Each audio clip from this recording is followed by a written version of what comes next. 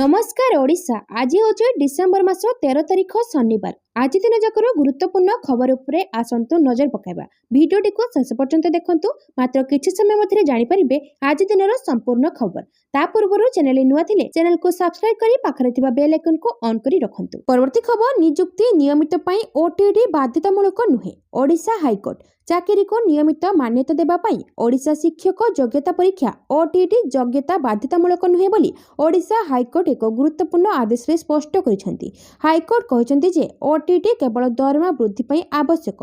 जणे गणशिक्षयित्री संध्याराणी मिश्रଙ୍କ चाकरी को राज्य सरकार ओटीटी योग्यता नथिबा दर्शाई नियमित करबाको मना कर दैथिले। एहा विरोध रे संध्याराणी मिश्र हाईकोर्ट को द्वारस्थ होइथिले।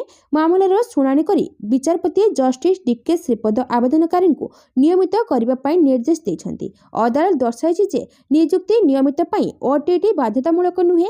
अधिकारी मानक त्रुटि जको आवेदनकारिणी को 8 वर्षर सेवा सुविधा न देबा असंवैधानिक जिल्लापालक जांच रिपोर्ट को अणदेखा करबा भूल थिला। कोर्ट निर्देश दैछंती जे आवेदनकारिणी को 2008 मसिया फेब्रुआरी 2 तारिख रु नियमित बोली धरा जाऊ एवं समस्त आर्थिक लाभ 3 मास मध्य प्रदान करा जाऊ। परवर्ती खबर खूब शीघ्र पूरण हेबो 1414 आरआई एआरआई अमीन पद। राज्य सरकार खाली थिबा पद पूरण को गुरुत्व देउथिबा बेले राजस्व विभाग पक्षरु 3टी वर्गर 1414 पद पूरण लागि Odisha subordinate staff selection commission को पत्र लिखि अवगत करा जायछि। यदि जिला स्तर रे कोनोसी पद खाली रहिथिबो से नै सद्यतम रिक्विजिशन विभाग को पठाइबाको सब जिल्लापाल को कहा जायछि। विभागीय अतिरिक्त सचिव ओलमणि सेठी ए संक्रांत रे एक पत्र लिखि अवगत कराइछन्ति। से पत्र रे जिल्लापाल को दर्शाइछन्ति सरकार को पक्षरु नियुक्ति प्रक्रिया को बहु गुरुत्व दिया जाउछि। तेणु राज्य रे खाली पड़िथिबा 296 आरआई 572 एआरआई और 546 अमीन पदवी पूरण हेबो। परवर्ती खबर आहुरी 2 दिन प्रबल शीत। आज 9 जिल्ला को वार्निंग। आहुरी 2 दिन जाए शीत लहरी जारी रहिबो।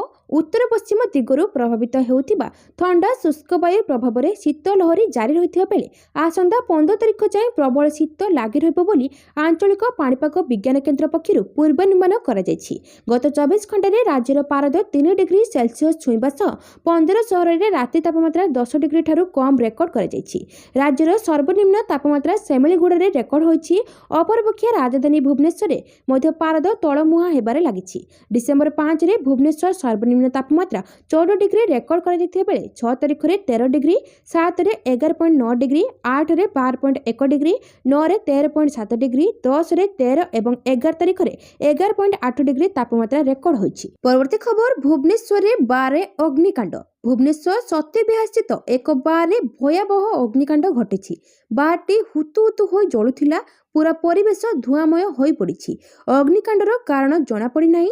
खबर पाई अग्निशम बाहिनी कर्मचारी माने घटनास्थल रे पहुंची निया को आयत्त करिसेंती। भयावह निया रे बार रे समस्त सामग्री पड़ी पाउंस होई जायछि। बिना लाइसेंस रे बार चलिथिबा स्थानीय लोके अभियोग करछंती। संपूर्ण भाबे निया आयत्त होइतिबा सूचना दैछंती चीफ फायर ऑफिसर रमेश माझी। निया लिभा कार्य रे 2 दमकल गाड़ी नियोजित होइतिला।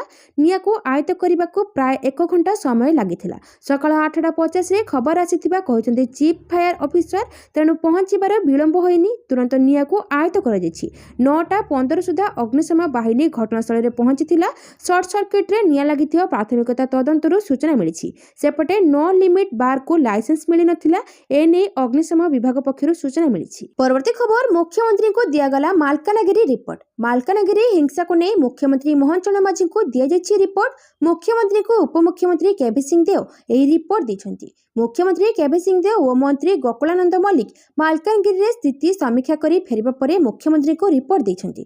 गुरुवार उपमुख्यमंत्री केबी सिंह देव मालकानगिरी गस्तरे जाई पर्यायक्रमे 2 गोष्ठी को आलोचना करथिले। जिल्लापालक कार्यालय रे बैठक सरिबा परे केबी सिंह देव प्रतिक्रिया रखी कहिथिले 2 गोष्ठी दाबीपत्र प्रदान करिसेंती। मुख्यमंत्री को अवगत करिबे। आईन श्रृंखला बजाय रखिबाको प्रशासन को निर्देश दिया जायछि बोली कहिथिले। परवर्ती खबर बदलिबो मनरेगा योजनार नाम। केंद्र कैबिनेट रे मिलिला मंजूरी। जानतु नुआ ना कौन रहिबो। केंद्र सरकार मनरेगा योजनार नाम परिवर्तन करिवे। शुक्रवार कैबिनेट बैठक रे एही निष्पत्ति को अनुमोदन करा जायछि। सरकार मनरेगार नाम परिवर्तन करी पूज्य बापू ग्रामीण नियुक्ति ग्यारंटी योजना करिवे। जहाँ ग्रामीण गरीब लोकंक पई प्रति वर्ष 125 दिनर काम सुनिश्चित करिवो। एही योजना पई सरकार 1.51 लाख कोटी टंका व्यय बराद करिवे। 2005 मसिया तत्कालीन मनमोहन सिंह सरकार द्वारा मनरेगा ଯୋଜନା ଆରମ୍ଭ କରାଯାଇଥିଲା। ପ୍ରାରମ୍ଭରେ ଏହାକୁ ଜାତୀୟ ଗ୍ରାମୀଣ ନିଯୁକ୍ତି ଗ୍ୟାରେଣ୍ଟି ଆଇନ କୁହାଯାଉଥିଲା। ପରେ ଏହାକୁ ମହାତ୍ମା ଗାନ୍ଧୀ ଜାତୀୟ ଗ୍ରାମୀଣ ନିଯୁକ୍ତି ଗ୍ୟାରେଣ୍ଟି ଆଇନ ନାମ ଦିଆଯାଇଥିଲା। ଏହି ଯୋଜନା ଏକ ଭାରତୀୟ ଶ୍ରମ ଆଇନ ଏବଂ ସାମାଜିକ ସୁରକ୍ଷା ପଦକ୍ଷେପ ଯାହା କାମ କରିବାର ଅଧିକାର ସୁନିଶ୍ଚିତ କରିବା ପାଇଁ ଲକ୍ଷ୍ୟ ରଖିଛି। 2005 ମସିହାରୁ 154 ନିୟୁତ ଲୋକ ଏହି ଯୋଜନା ଅଧୀନରେ ସକ୍ରିୟ ଭାବରେ କାମ କରୁଛନ୍ତି। ପରବର୍ତ୍ତୀ ଖବର, ମୁଖ୍ୟମନ୍ତ୍ରୀଙ୍କ ମନ୍ତବ୍ୟକୁ ନେଇ ରାଗିଗଲେ ଆଉଟସୋର୍ସିଂ କର୍ମଚାରୀ, ଦେଲେ ଆନ୍ଦୋଳନ ଧମକ। ଓଡ଼ିଶାର ଆଉଟସୋର୍ସିଂ କର୍ମଚାରୀମାନେ ତଥ୍ୟ ଗୋପନୀୟତା ଭଙ୍ଗ ହେବାର ଆଶଙ୍କା ନେଇ ମୁଖ୍ୟମନ୍ତ୍ରୀ ମୋହନ ଚରଣ ମାଝୀ ଦେଇଥିବା ମନ୍ତବ୍ୟକୁ ତୀବ୍ର ବିରୋଧ କରିଛନ୍ତି। ଏହି ପ୍ରସଙ୍ଗରେ ଓଡ଼ିଶା ସରକାରୀ ଆଉଟସୋର୍ସିଂ କର୍ମଚାରୀ ସଂଘ ଆନ୍ଦୋଳନ ପାଇଁ ଧମକ ଦେଇଛି। ଗୁରୁବାର ରାଜଧାନୀରେ ଏକ କାର୍ଯ୍ୟକ୍ରମରେ ମୁଖ୍ୟମନ୍ତ୍ରୀ ପୂର୍ବତନ ବିଜୁ ଜନତା ଦଳ ସରକାରଙ୍କୁ ସିଷ୍ଟମ ଚଳାଇବା ପାଇଁ ଆଉଟସୋର୍ସିଂ କିମ୍ବା ଚୁକ୍ତିଭିତ୍ତିକ କର୍ମଚାରୀଙ୍କ ଉପରେ ନିର୍ଭର କରିଥିବାରୁ ସମାଲୋଚନା କରିଥିଲେ। ସେ କହିଥିଲେ, ଆଉଟସୋର୍ସିଂ କିମ୍ବା ଚୁକ୍ତିଭିତ୍ତିକ କର୍ମଚାରୀମାନେ ବଜେଟ୍ ବ୍ୟବହାର ନେଇ କୌଣସି ନିଷ୍ପତ୍ତି ନେଇପାରିବେ ନାହିଁ। ଏହା ବ୍ୟତୀତ ଆଉଟସୋର୍ସିଂ କର୍ମଚାରୀଙ୍କ ଦ୍ୱାରା ତଥ୍ୟ ଗୋପନୀୟତା ଭଙ୍ଗ ହେବାର ଆଶଙ୍କା ମଧ୍ୟ ରହିଛି। ମୁଖ୍ୟମନ୍ତ୍ରୀଙ୍କ ଏହି ମନ୍ତବ୍ୟର ଆଉଟସୋର୍ସିଂ କର୍ମଚାରୀମାନେ ଗଭୀର ଅସନ୍ତୋଷ ପ୍ରକାଶ କରିଛନ୍ତି। ସଂଘ ପକ୍ଷରୁ କୁହାଯାଇଛି ଯେ ସେମାନେ ଗତ 15ରୁ 20 ବର୍ଷ ଧରି ବିଭିନ୍ନ ବିଭାଗରେ ପୂର୍ଣ୍ଣ ସଚ୍ଚୋଟତା ଓ ଆନ୍ତରିକତା ସହ ସେବା ଯୋଗାଇ ଆସୁଛନ୍ତି। ସଂଘ କହିଛି, ନିୟମିତ ନ ହୋଇ ମଧ୍ୟ ଆମେ ସରକାରୀ ସେବା ଯୋଗାଉଛୁ। ସରକାରୀ ତଥ୍ୟର ଗୋପନୀୟତା ସମ୍ପର୍କରେ ମୁଖ୍ୟମନ୍ତ୍ରୀ ତାଙ୍କ ବୟାନକୁ ସ୍ପଷ୍ଟ କରନ୍ତୁ, ନଚେତ୍ ଆମେ ଏହି ପ୍ରସଙ୍ଗରେ ଆନ୍ଦୋଳନ କରିବାକୁ ବାଧ୍ୟ ହେବୁ। ପରବର୍ତ୍ତୀ ଖବର, ଦ୍ୱିତୀୟ ଟି20 ହାରିବା ପରେ ଖେଳାଳିଙ୍କ ଉପରେ ରାଗିଗଲେ କୋଚ୍ ଗୌତମ। ଭାରତର ଦ୍ୱିତୀୟ ଟି20 ସାଉଥ ଆଫ୍ରିକା 51 ରନରେ ପରାସ୍ତ କରି ସିରିଜ୍ ସମାନ କରିଥିଲା। ପ୍ରଥମ ଟି20 ମ୍ୟାଚ୍ରେ ଭାରତ 101 ରନ୍ କରି ବିଜୟ ହାସଲ କରିଛି। ସେହିପରି ଦ୍ୱିତୀୟ ଟି20ରେ ଭାରତୀୟ ବୋଲର ଏବଂ ବ୍ୟାଟ୍ସମ୍ୟାନ୍ ସମ୍ପୂର୍ଣ୍ଣ ବିଫଳ ହୋଇଥିଲେ, ଯେଉଁ କାରଣରୁ କୋଚ୍ ଗୌତମଙ୍କୁ ଗମ୍ଭୀର ଏବଂ ରାଗିଥିବାର ଦେଖିବାକୁ ମିଳିଥିଲା। ଯେତେବେଳେ ଅର୍ଶଦୀପ ସିଂ 13 ବଲ୍ର 1 ଓଭର ବୋଲିଂ କରିଥିଲା, ସେତେବେଳେ କୋଚ୍ଙ୍କ ପ୍ରତିକ୍ରିୟା ଖୁବ୍ କଠୋର ଥିବା ନଜର ଆସିଥିଲା। ଗମ୍ଭୀର ହୋଇ ସେ ଚିତ୍କାର ମଧ୍ୟ କରୁଥିଲେ। କିନ୍ତୁ ଏହାପରେ ଯେତେବେଳେ ଭାରତୀୟ ଟିମ୍ ହାରିବା ପରେ ଖେଳାଳି ଏବଂ କୋଚ୍ଙ୍କ ମଧ୍ୟରେ ହାତ ମିଶାଇବା ସମୟରେ ତାଙ୍କର ପ୍ରତିକ୍ରିୟାରେ ଖେଳାଳିଙ୍କ ପ୍ରତି ଅସନ୍ତୋଷ ଥିବା ସ୍ପଷ୍ଟ ଜଣାପଡ଼ିଥିଲା। ବର୍ତ୍ତମାନ ଏହି ଭିଡିଓ ଭାଇରାଲ ହେବାରେ ଲାଗିଛି। ପରବର୍ତ୍ତୀ ଖବର, ଡିଜିଟାଲ ଉପରେ 2027ରେ ଜନଗଣନା। ଅଶ୍ୱିନୀ ବୈଷ୍ଣବ। ପ୍ରଧାନମନ୍ତ୍ରୀ ନରେନ୍ଦ୍ର ମୋଦିଙ୍କ ଅଧ୍ୟକ୍ଷତାରେ ଅନୁଷ୍ଠିତ କେନ୍ଦ୍ର କ୍ୟାବିନେଟ୍ ଶୁକ୍ରବାର 3ଟି ପ୍ରମୁଖ ନିଷ୍ପତ୍ତି ନେଇଛି। କେନ୍ଦ୍ରମନ୍ତ୍ରୀ ଅଶ୍ୱିନୀ ବୈଷ୍ଣବ କହିଛନ୍ତି, 2027 ଜନଗଣନା ସମ୍ପର୍କରେ ଏକ ନିଷ୍ପତ୍ତି ନିଆଯାଇଛି। ଏହି ଉଦ୍ଦେଶ୍ୟରେ 11,718 କୋଟି ଟଙ୍କାର ବଜେଟ୍ ପାରିତ ହୋଇଛି। ଦ୍ୱିତୀୟତଃ, କୋଇଲା କିମ୍ବା ଶକ୍ତି କ୍ଷେତ୍ରରେ ଏକ ପ୍ରମୁଖ ସଂସ୍କାର କାର୍ଯ୍ୟକାରୀ କରାଯାଇଛି। ତୃତୀୟତଃ, କୃଷକମାନଙ୍କ ସମ୍ପର୍କରେ ଏକ ନିଷ୍ପତ୍ତି ନିଆଯାଇଛି। କେନ୍ଦ୍ରମନ୍ତ୍ରୀ ଅଶ୍ୱିନୀ ବୈଷ୍ଣବ କହିଛନ୍ତି, 2027 ଜନଗଣନା ପ୍ରଥମ ଡିଜିଟାଲ ଜନଗଣନା ହେବ। ପରବର୍ତ୍ତୀ ଖବର, ମନ୍ତ୍ରୀ ଓ ବିଧାୟକଙ୍କ ଦରମା 3 ଗୁଣା ବୃଦ୍ଧି, ଶ୍ରମିକ ଜଳକା। ଓଡ଼ିଶାରେ ଲକ୍ଷ ଲକ୍ଷ ଶ୍ରମିକ ସର୍ବନିମ୍ନ ମଜୁରୀରୁ ବଞ୍ଚିତ ଥିବା ବେଳେ ବିଧାୟକମାନେ 3,45,000 ଟଙ୍କା ହାରରେ ବକେୟା ସହ ଭତ୍ତା ନେଇ ପଳାଇଲେ। ଶ୍ରମିକମାନେ ଜଳକା ହୋଇ ଚାହିଁ ରହିଲେ। ଏପରି ଏକ ଅମଣିଷ କାର୍ଯ୍ୟ ବିରୋଧରେ ଦକ୍ଷିଣ ଓଡ଼ିଶା ପାଚିକା ଓ ସହାୟକ ମହାସଂଘ ପକ୍ଷରୁ ଏକ ପ୍ରେସ୍ ବିବୃତ୍ତି ପ୍ରକାଶ ପାଇଛି।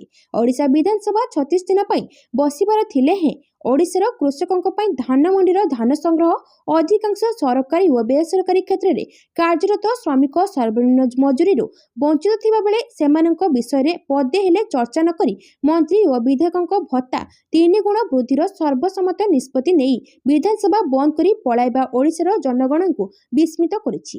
ଡବଲ ଇଞ୍ଜିନ ବିଜେପି ସରକାରରେ ଅଛି। ନିଜକୁ ଜନସେବକ ବୋଲି ଦାବି କରୁଥିବା ବିଧାୟକମାନେ ନିଜ ଭତ୍ତା 3 ଗୁଣା ବଢ଼ାଇବାର ନିଷ୍ପତ୍ତି କରି ଓଡ଼ିଶା ବିଧାନସଭା ଅଧିବେଶନକୁ ଅଧାରୁ ସ୍ଥଗିତ ରଖି ନିଜ ବକେୟା ବଢ଼ା ଟଙ୍କା ଧରି ପଳାଇଲେ। ଗାନ୍ଧୀ ମାର୍ଗ ରାଜରାସ୍ତାରେ ମାର୍ଗଶିର ଶୀତ ରାତିରେ ଜାଡ଼ ଭିତରେ ନିଜ ନିଜର ହକ୍, ଅଧିକାର ଏବଂ ଉଚିତ ପ୍ରାପ୍ୟ ଦାବିରେ ବସିଛନ୍ତି ହଜାର ହଜାର ପାଚିକା, ଆଶା, ଅଙ୍ଗନବାଡି, ଗଣଶିକ୍ଷକ, ଶିକ୍ଷକ ଓ କର୍ମଚାରୀମାନେ। ଧାନ ମଣ୍ଡିରେ ଶୀତ କାକରରେ ବସିଛନ୍ତି କୃଷକ। ତାଙ୍କ ଧାନ ସରକାରଙ୍କୁ ବିକିବା ଅପେକ୍ଷାରେ ସରକାର ମଣ୍ଡିରେ ଧାନ କିଣିବା ଆରମ୍ଭ କରୁନାହାନ୍ତି। ଲୋକଙ୍କ ସରକାର ବୋଲି ଦାବି କରୁଥିବା ଶାସକ ଗୋଷ୍ଠୀ ରାଜକୋଷରୁ ଟଙ୍କା ନେଇ ପଳାଇଲେ। ପରବର୍ତ୍ତୀ ଖବର, ଶିଶୁ ସେବିକା ନିଯୁକ୍ତି ପାଇଁ ପ୍ରଦତ୍ତ ହେଲା ନିର୍ଦ୍ଦେଶନାମା। ସମଗ୍ର ଶିକ୍ଷା ଅଭିଯାନ ଅଧୀନରେ ଚାଲୁଥିବା ଶିଶୁ ବାଟିକା କ୍ରମକୁ ସୁଦୃଢ଼ କରିବା ପାଇଁ ରାଜ୍ୟ ସରକାର ଶିଶୁ ସେବିକାଙ୍କୁ ସରକାରୀ ସ୍କୁଲରେ ନିଯୁକ୍ତି କରିବାକୁ ପୁନର୍ବାର ନିର୍ଦ୍ଦେଶନାମା ଜାରି କରିଛନ୍ତି। संप्रति शिक्षा विभाग तरफ जारी होइतिबा चिठी अनुसार शिशु बाटिका थिबा स्कूलगुड़िक शिशु सेविका नियुक्ति प्रक्रिया एवं शेष पर्याय को पहुंची। राज्य प्रकल्प निर्देशिका श्रीमती अनन्या देश आईएएस समस्त जिला शिक्षा अधिकारी को पत्र लिखि निर्देश देइछन्ति जे शिशु सेविका नियुक्ति संपर्कित स्थिति रिपोर्ट को 16 डिसेम्बर 2025 भितर प्रेरण करने आवश्यक। ए चिठी रे एहीपरि मध्ये उल्लेख अछि जे प्रत्येक शिशु सेविका को प्रति मास 3000 मानद देबा पई आवश्यक अर्थर आवश्यकता तालिका को डायरेक्टर एलिमेंटरी को पठाइबा दरकार। परवर्ती खबर परलोकरे पूर्व केंद्र गृह मंत्री शिवराज पाटिल 91 वर्ष बयस शेष निश्वास त्याग कले।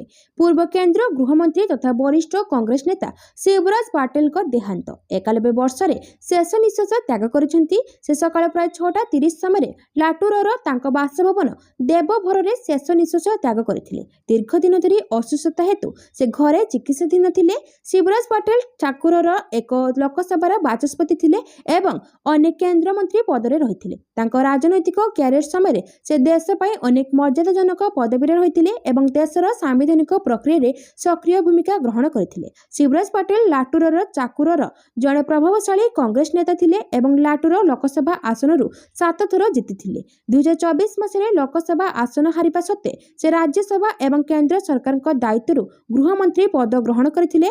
कांग्रेस दल एवं यार समस्त कर्मी तांको देहांत रे शोक प्रकाश करुछंती एवं तांको परिवार को समवेदना जणाइछंती। परवर्ती खबर डीजीसीए रो बड़ एक्शन सस्पेंड हेले 4 इंस्पेक्टर। इंडिगो एयरलाइंस द्वारा सम्मुखीन होता परिचालनागत समस्यार प्रारंभिक तदंत पर बेसामरिक विमान चलाचल निर्देशालय गुरुत्वपूर्ण कार्यानुष्ठान ग्रहण करिछि। केतजन इंस्पेक्टर बा निरीक्षकों को दोषी बोली पाइबा परे डीजीसीए इंडिगोर तत्वावधान करुथिबा एहार 4 जन उड़ान परिचालना निरीक्षकों को बहिष्कार करिछि। ए समस्त निरीक्षक बा इंस्पेक्टर इंडिगो विमान सुरक्षा एवं परिचालना जांच पई दायी थिले। यह विश्वास करा जायछि जांच एवं तदारख रे अवहेला डीजीसीए को एक कठोर कार्यानुष्ठान ग्रहण करने को प्रेरणा देथिला। जो अधिकारी मानक विरोध रे कार्यानुष्ठान निया जायछि सेमाने समस्त डीजीसीए द्वारा चुक्ति भित्तिक भाव में नियुक्ति पाइथिले एवं विमान कंपनी गुड़िक विशेषकर इंडिगोर सुरक्षा एवं परिचालनागत तदारख पई दायी थिले। परवर्ती खबर एसआईआर को नहीं पश्चिमबंग पॉलिटिक्स सरगरम। ममता कहिले मु एसआईआर करिबिनी। आसंता वर्ष पश्चिमबंग रे हेबाकु अछि विधानसभा निर्वाचन आउ एहा पूर्वर एसआईआर को नहीं सरगरम होइछि पश्चिमबंग राजनीति। अनेक राज्य रे एबे भी एसआईआर काम पूरा करने को समय सीमा बढ़ा जाइथिबा बेले पश्चिमबंग रे किंतु तारीख परिवर्तन होइनी। तेणु एहाकु नै जोर धरिछि राजनीति। निर्वाचन कमिशन को एक सूत्रରୁ मिलिଥିବା सूचना मुताबक पश्चिमबंग रे पाखापाखि समस्त को मतगणना फॉर्म बंटा जाई सारिछि। हेले सेठरे प्राय 58 लाख अधिक भोटर को नै एबे प्रश्न छिड़ा होइछि। कुआ जाइछि सेमानक भितरे अनेक मृत्यु भोटर अछंती आउ किछि निखोज भोटर रहिछंती जे मानकु भी बेआईन भावे भोटर लिस्ट रे शामिल कर जाइथिला। वर्तमान एसआईआर प्रक्रिया पूरा हेबा परे एही भोटर माने बाद पड़ि पारंती बोली चर्चा हेउछि। परवर्ती खबर जनवरी 31 रु ओसीएस मुख्य लिखित परीक्षा। ओडिशा लोक सेवा आयोग द्वारा परिचालित ओडिशा सिविल सर्विस रो मुख्य लिखित परीक्षा आसंता वर्ष जनवरी 31 ठारू आरंभ होई फेब्रुआरी 10 जाए चलिबो। एथिरे मोट 2405 जन परीक्षार्थी परीक्षा देबे। अपराह्न 9 ठारू मध्याह्न 12टा एवं अपराह्न 2 ठारू संध्या 5टा जाए दुटी सिटिंग रे परीक्षा कराजिबो। प्रति विषय रो परीक्षा गोटे दिन व्यवधान रे हेबो। भिन्नक्षम परीक्षार्थी को अतिरिक्त 1 घंटा समय मिलिबो। तेबे परीक्षार्थी परीक्षार 7 दिन पूर्व एडमिट कार्ड ओपीएससी वेबसाइट रो पाई परिबे। एने ओपीएससी पक्षरु गुरुवार परीक्षा सूचीर विज्ञप्ति प्रकाश पाइछि। सूचनायोग्य जे राज्य सरकार द्वारा ग्रुप ए एवं ग्रुप बी वर्गर 200 प्रशासनिक पद पूरण निमंते निष्पत्ति निया जायथिला। एही नियुक्ति परीक्षा निमंते ओपीएससी विज्ञप्ति प्रकाश करथिला। अक्टोबर 12 रे प्रिलिमिनारी परीक्षा होइथिबा बेले पाखापाखि 1 लाख आशायी परीक्षा देथिले। प्रिलिमिनारी परीक्षा फल नवेम्बर 6 रे प्रकाश पाइथिला। मोट 2405 परीक्षार्थी कृतकार्य होइथिबा बेले एथिरे 1624 पुरुष एवं 781 महिला प्रार्थी रहिछन्ति। कृति परीक्षार्थी आसंता वर्ष जनवरी 31 रु मुख्य लिखित परीक्षा देबे। परवर्ती खबर वंदे मातरम को उचित सम्मान देनी कांग्रेस। बीजेपी सभापति जेपी नड्डा संसद रे आरंभ होइथिबा शीत अधिवेशन रो आज नवम दिन रे वंदे मातरम एवं निर्वाचनी संस्कार उपरे आलोचना होइछि। राज्यसभा रे बीजेपी सभापति जेपी नड्डा एवं कांग्रेस सभापति मल्लिकार्जुन खड़गे मध्य वंदे मातरम प्रसंग को नहीं ତୀବ୍ର କଥା କଟାକଟି ହୋଇଛି। ବନ୍ଦେ ମାତରମ୍ ଉପରେ ରାଜ୍ୟସଭାରେ ଆଲୋଚନା ସମୟରେ ନଡ୍ଡା କଂଗ୍ରେସକୁ କଡ଼ା ସମାଲୋଚନା କରିଛନ୍ତି। ସେ କହିଥିଲେ ଯେ ଦେଶର କେତେକ ନିର୍ଣ୍ଣାୟକ ମୁହୂର୍ତ୍ତରେ କଂଗ୍ରେସ ଦଳ ସାଲିସ କରିଛି। କଂଗ୍ରେସକୁ ଆକ୍ଷେପ କରି ସେ କହିଥିଲେ, ପ୍ରଥମତଃ ଆପଣମାନେ ମୁସଲିମ ଲିଗ୍ ଚାପ ଅଧୀନରେ ଆସି ବନ୍ଦେ ମାତରମ୍କୁ ଷ୍ଟ୍ରାଞ୍ଜା ହଟାଇ ଦେଲେ। 1947 ଜୁନରେ ଆପଣ ଭାରତକୁ ସମ୍ପୂର୍ଣ୍ଣ ସ୍ୱାଧୀନତା ଦେବା ବଦଳରେ ଏକ ଖଣ୍ଡିତ ସ୍ୱାଧୀନତା ପ୍ରଦାନ କରିଥିଲେ। ପରବର୍ତ୍ତୀ ଖବର, ବାୟୁ ପ୍ରଦୂଷଣକୁ ନେଇ ସରକାରଙ୍କ ସହଯୋଗ କରିବାକୁ ପ୍ରସ୍ତୁତ ରାହୁଲ ଗାନ୍ଧୀ। କଂଗ୍ରେସ ନେତା ଏବଂ ଲୋକସଭାରେ ବିରୋଧୀ ଦଳ ନେତା ରାହୁଲ ଗାନ୍ଧୀ ଶୁକ୍ରବାର ଦିନ ଦେଶର ଅନେକ ସହରରେ ଉଦ୍ବେଗଜନକ ବାୟୁ ପ୍ରଦୂଷଣ ସ୍ତର ଉପରେ ଏକ ଯୋଜନା ବିକଶିତ କରିବାକୁ କେନ୍ଦ୍ର ସରକାରଙ୍କୁ ଅନୁରୋଧ କରିଛନ୍ତି। ନିମ୍ନ ସଦନରେ ତାଙ୍କ ଅଭିଭାଷଣ ସମୟରେ ଗାନ୍ଧୀ ଏପରି ଯୋଜନା ପ୍ରସ୍ତୁତ କରିବାରେ ବିରୋଧୀ ଦଳର ସହଯୋଗ ମଧ୍ୟ ବଢ଼ାଇଛନ୍ତି। ଆମ ସହରଗୁଡ଼ିକରେ ବାୟୁ ପ୍ରଦୂଷଣରୁ ମୁକ୍ତି କରିବା ପାଇଁ ସରକାର ଏକ ଯୋଜନା ବିକଶିତ କରିବା ଗୁରୁତ୍ୱପୂର୍ଣ୍ଣ। ଏପରି ଯୋଜନା ବିକଶିତ କରିବାରେ ଆମେ ସରକାରଙ୍କୁ ସହଯୋଗ କରିବାକୁ ବହୁତ ଖୁସି, ଗାନ୍ଧୀ ଲୋକସଭାରେ କହିଥିଲେ। ଶୀତକାଳୀନ ଅଧିବେଶନ ଆରମ୍ଭ ହେବାର କିଛି ଦିନ ପୂର୍ବରୁ ଲୋକସଭାରେ ବିରୋଧୀ ଦଳ ନେତା ନରେନ୍ଦ୍ର ମୋଦିଙ୍କ ନେତୃତ୍ୱାଧୀନ ସରକାରଙ୍କୁ ବାୟୁ ପ୍ରଦୂଷଣ ଉପରେ ବିତର୍କ ପାଇଁ ଅନୁରୋଧ କରିଥିଲେ। ଗାନ୍ଧୀ ତାଙ୍କର ଇଚ୍ଛାକୁ ଦୋହରାଇ କହିଥିଲେ ଯେ ଜାତିର ହିତ ପାଇଁ ସଂସଦରେ ଏକ ଅଂଶଗ୍ରହଣମୂଳକ ଆଲୋଚନା ହେବା ଉଚିତ। ଆଜିକାଲି ଏପରି ବହୁତ ପ୍ରସଙ୍ଗ ନାହିଁ ଯେଉଁଥିରେ ସରକାର ଏବଂ ସମଗ୍ର ବିରୋଧୀ ଦଳ ସହମତ ହୋଇପାରିବେ। ମୁଁ ଭାବୁଛି ସରକାରଙ୍କ ସଂସଦରେ ଆଲୋଚନା ହେବା ଉଚିତ। ଏହି ସମୟରେ ଶୁକ୍ରବାର ଡିସେମ୍ବର 12 ତାରିଖରେ ଜାତୀୟ ରାଜଧାନୀ ଜାଗ୍ରତ ହୋଇଥିଲା। ଅନେକ ସ୍ଥାନରେ AQI ସ୍ତର 300ରୁ ଅଧିକ ଥିଲା କାରଣ ବାୟୁ ଗୁଣବତ୍ତା ଅତି ଖରାପ ବର୍ଗକୁ ଫେରି ଆସିଥିଲା। ପରବର୍ତ୍ତୀ ଖବର, ପୁଟିନଙ୍କ ବଡ଼ ଚାଲ। ନୂଆଦିଲ୍ଲୀରୁ ଫେରିବା ପରେ ଭାରତର ଦୁଇ ଶତ୍ରୁକୁ ଭେଟିବେ। ଭାରତ ଗସ୍ତର 8 ଦିନ ପରେ ରୁଷିଆ ରାଷ୍ଟ୍ରପତି ଭ୍ଲାଦିମିର ପୁଟିନ ତୁର୍କୀମେନିସ୍ତାନ ଗସ୍ତ କରୁଛନ୍ତି। ଏହି ଦୁଇଦିନିଆ ଗସ୍ତ ସମୟରେ ପୁଟିନ ତୁର୍କୀମେନିସ୍ତାନ ଏବଂ ତୁର୍କୀ ଉଭୟଙ୍କୁ ଆକର୍ଷିତ କରିବେ। ତୁର୍କୀ ଗଣମାଧ୍ୟମ ଅନୁଯାୟୀ ରାଷ୍ଟ୍ରପତି ଏର୍ଡୋଗାନ ଆଶାଗାବାଟରେ ପୁଟିନଙ୍କୁ ଭେଟିବେ। କୂଟନୈତିକ ଜଗତରେ ତୁର୍କୀକୁ ଭାରତର ଶତ୍ରୁ ବୋଲି ବିବେଚନା କରାଯାଏ। ପାକିସ୍ତାନ ବିରୋଧରେ ଅପରେସନ ସିନ୍ଦୁର ସମୟରେ ତୁର୍କୀ ଖୋଲାଖୋଲି ଭାବରେ ଇସଲାମାବାଦକୁ ସମର୍ଥନ କରିଥିଲା। ପାକିସ୍ତାନ ପ୍ରଧାନମନ୍ତ୍ରୀ ସେହବାଜ ସରିଫ ମଧ୍ୟ ତୁର୍କୀମେନିସ୍ତାନର ପୁଟିନଙ୍କୁ ଭେଟିବେ ବୋଲି ଆଶା କରାଯାଉଛି। ପରବର୍ତ୍ତୀ ଖବର, ହଜିବ ପାକିସ୍ତାନର ନିଦ, ଭାରତକୁ ମିଳିବ R-37M ମିସାଇଲ। ବ୍ରହ୍ମୋସଠାରୁ ବି ଶକ୍ତିଶାଳୀ। ଭାରତର ବାୟୁ ଶକ୍ତିକୁ ଏକ ନୂଆ ଶକ୍ତି ମିଳିବାକୁ ଯାଉଛି। ଭାରତୀୟ ବାୟୁସେନା ଏବଂ ରୁଷିଆ ମଧ୍ୟରେ R-37 ଅଲ୍ଟ୍ରା ଲମ୍ବା range air to air missile ପାଇଁ ଚୁକ୍ତିନାମା ଶେଷ ପର୍ଯ୍ୟାୟରେ ପହଞ୍ଚିଛି। ଦି ୱିକର ପ୍ରକାଶିତ ଏକ ରିପୋର୍ଟ ଅନୁଯାୟୀ ପ୍ରାୟ 300 ମିସାଇଲ କିଣାଯିବ ଏବଂ ଆଗାମୀ 12ରୁ 18 ମାସ ମଧ୍ୟରେ ଏହାର ବିତରଣ ଆରମ୍ଭ ହେବ ବୋଲି ଆଶା କରାଯାଉଛି। ଏହି ମିସାଇଲଗୁଡ଼ିକ ଭାରତୀୟ ଲଢୁଆ ବିମାନର ଘାତକ କ୍ଷମତାକୁ ଉଲ୍ଲେଖନୀୟ ଭାବରେ ବୃଦ୍ଧି କରିବ। ଭାରତ ପୂର୍ବରୁ ବ୍ରହ୍ମାସ ମିସାଇଲ ରଖିଛି। ଫଳସ୍ୱରୂପ ଭାରତୀୟ ବାୟୁସେନା R-37M ମିସାଇଲ ହାସଲ କରିବାକୁ ନିଷ୍ପତ୍ତି ନେଇଛି। ପରବର୍ତ୍ତୀ ଖବର, ଦିଲ୍ଲୀରେ ବଢ଼ିଲା ଜିଲ୍ଲା ସଂଖ୍ୟା, 11 ନୁହେଁ 13 ଜିଲ୍ଲା। ମୁଖ୍ୟମନ୍ତ୍ରୀ ରେଖା ଗୁପ୍ତାଙ୍କ ନେତୃତ୍ୱରେ ଦିଲ୍ଲୀ ସରକାର ଏକ ଗୁରୁତ୍ୱପୂର୍ଣ୍ଣ ନିଷ୍ପତ୍ତି ନେଇଛନ୍ତି। ଦିଲ୍ଲୀରେ ଏବେ 11 ବଦଳରେ 13ଟି ଜିଲ୍ଲା ରହିବ। ଏହି 13ଟି ଜିଲ୍ଲା ଏବଂ ସେମାନଙ୍କ ସମ୍ପୃକ୍ତ ଉପବିଭାଗର ଏକ ତାଲିକା ପ୍ରକାଶ କରାଯାଇଛି। ଏହା ବ୍ୟତୀତ ରାଜସ୍ୱ, ଜିଲ୍ଲା ଏବଂ ନଗର ନିଗମର ସୀମା ଏବେ ସ୍ଥିର ରହିବ। ଦିଲ୍ଲୀରେ ଜିଲ୍ଲା ସଂଖ୍ୟା ବୃଦ୍ଧି ନିଷ୍ପତ୍ତି ସମ୍ପର୍କରେ ମୁଖ୍ୟମନ୍ତ୍ରୀ ରେଖା ଗୁପ୍ତା କହିଛନ୍ତି ଯେ ଏହା ଶାସନକୁ ଆହୁରି ସୁଗମ କରିବ। ଦିଲ୍ଲୀରେ ଯୋଡ଼ା ହୋଇଥିବା 3ଟି ନୂଆ ଜିଲ୍ଲା ହେଉଛି ପୁରୁଣା Delhi, central north, outer Delhi. ନୂଆ ବ୍ୟବସ୍ଥା ଅନୁଯାୟୀ ଗୋଟିଏ ଜିଲ୍ଲା ଶାହଦରାକୁ ଦିଲ୍ଲୀର ଜିଲ୍ଲା ଲିଷ୍ଟରୁ ହଟାଇ ଦିଆଯାଇଛି। ଦିଲ୍ଲୀ ମୁଖ୍ୟମନ୍ତ୍ରୀ ରେଖା ଗୁପ୍ତାଙ୍କ କହିବା କଥା, ଜିଲ୍ଲା ପ୍ରଶାସନ ଯେକୌଣସି ଶାସନର କେନ୍ଦ୍ରବିନ୍ଦୁ ଏବଂ ଜନସାଧାରଣଙ୍କ ଜୀବନର ନିକଟତମ ସରକାରୀ ଅଫିସ। ଦିଲ୍ଲୀର ଦ୍ରୁତ ବର୍ଦ୍ଧିତ ଜନସଂଖ୍ୟା, ନିର୍ମାଣ କାର୍ଯ୍ୟକଳାପ, ସହରାଞ୍ଚଳ ପ୍ରସାର ଏବଂ ନାଗରିକ ସେବାର ଜଟିଳତାକୁ ଦୃଷ୍ଟିରେ ରଖି ଜିଲ୍ଲା ପ୍ରଶାସନକୁ ଅଧିକ ସଂଗଠିତ, ପ୍ରଭାବଶାଳୀ ଏବଂ ଉତ୍ତରଦାୟୀ କରିବା ଆବଶ୍ୟକ ଥିଲା। ପରବର୍ତ୍ତୀ ଖବର, ଭାରତକୁ ବଡ଼ ଝଟକା ଦେଲା ମେକ୍ସିକୋ। 50% ଟାରିଫ ଲଗାଇବା ପରେ ଏସବୁ ଜିନିଷର ବଢ଼ିଯିବ ଦାମ। ମେକ୍ସିକୋ ସିନେଟରେ ବୁଧବାର ନୂଆ ଟାରିଫ ରିଜାଇମ୍ ସମ୍ପର୍କିତ ଏକ ବିଲ୍ ପାରିତ ହୋଇଛି। ବିଧେୟକ ସପକ୍ଷରେ 76 ଓ ବିରୋଧରେ 5 ଭୋଟ ପଡ଼ିଥିବା ବେଳେ 35 ଜଣ ସିନେଟର ମତଦାନରୁ ବିରତ ରହିଥିଲେ। ଉକ୍ତ ବିଲ୍ ଅନୁଯାୟୀ ମେକ୍ସିକୋ ସହ ଯେଉଁ ଦେଶଗୁଡ଼ିକର ଆନୁଷ୍ଠାନିକ ବାଣିଜ୍ୟ ଚୁକ୍ତି ସ୍ୱାକ୍ଷରିତ ହୋଇନାହିଁ, ସେହି ଦେଶରୁ ଆମଦାନୀ ହେବାକୁ ଥିବା 1400 ପ୍ରକାର ସାମଗ୍ରୀ ଉପରେ 50% ଟାରିଫ ଲାଗୁ ହେବ। ଏହି ଦେଶଗୁଡ଼ିକ ମଧ୍ୟରେ ଭାରତ, ଚାଇନା, ଦକ୍ଷିଣ କୋରିଆ, ଥାଇଲାଣ୍ଡ ଓ ଇଣ୍ଡୋନେସିଆ ରହିଛନ୍ତି। ପୂର୍ବରୁ ଉକ୍ତ ବିଲ୍ ନିମ୍ନ ସଦନରେ ଗୃହୀତ ହୋଇସାରିଥିବାରୁ ସିନେଟର ସଦ୍ୟ ମଞ୍ଜୁରୀ ପରେ ଏହା ଆଇନରେ ପରିଣତ ହେବାର ବାଧା ନାହିଁ। 2026 ଜାନୁଆରୀ 1ରୁ ଲାଗୁ ହେବାକୁ ଥିବା ନୂଆ ଟାରିଫ ଅଟୋମୋବାଇଲ୍ସ ଓ ପାଟ୍ରସ୍, ଟେକ୍ସଟାଇଲ୍ସ, ଆପେରେଲ, ପ୍ଲାଷ୍ଟିକ, ମେଟାଲ, फुटवेयर भली शिल्प कंचामाल और उपभोक्ता सामग्री रप्तानी क्षेत्र में बाधा उपजाइब। केतेक निर्दिष्ट सामग्री उपरे 50% पर्यंत आमदानी शुल्क लागू हेबाकु थिबा बेले अधिकांश सामग्रीर रप्तानीकारी को 35% टारिफ बोझ सहिबाकु पड़िबो। परवर्ती खबर सोनिया गांधी को मोहम्मद मकीम को चिट्ठी। नुआ दिल्ली रे हेबो कांग्रेस विवादर समाधान। कांग्रेस वरिष्ठ नेता मोहम्मद मकीम कांग्रेस परिचालन नहीं असंतोष प्रकाश करी दलर नेत्री सोनिया गांधी निकट को चिठी लिखिछन्ति। याकु नै कली तेजुची। अधिकांश नेता एने मुह खोलुनथिया बेले मकीम जहा कहिछन्ति ताहा ठीक नुहे बोली मत देइछन्ति। याकु नै कांग्रेस आभ्यंतरीण राजनीति सरगरम होइछि। किछि वरिष्ठ नेता ए संपर्क रे मुह खोलिथिया बेले अन्य माने परिस्थिति उपरे नजर रखिछन्ति। तेबे पीसीसी सभापति भक्तचरण दास एजाय प्रतिक्रिया रखि नांती। एने एही प्रसंग रे कोनोसी मतामत देबाकू मुखपात्रଙ୍କୁ बारण करा जायछि।